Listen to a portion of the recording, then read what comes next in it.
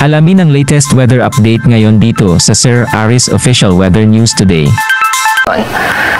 As of 4 o'clock ng madaling araw, ang layo ng gitna ng Bagyong Leon ay nasa 840 kilometers silangan ng Central Luzon.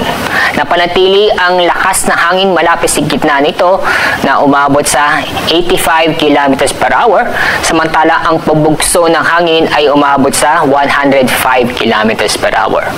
Inasa pa rin natin na ito'y kikilos pakaluran o papalapit sa Northern Luzon.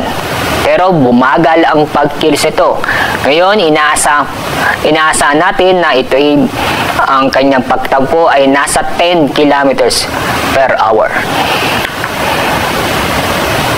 Nanatili pa rin nasa ilalim ng tropical cyclone wind signal number 1 sa eastern portion ng Cagayan, eastern portion ng Isabela at northeastern portion ng Catanduanes.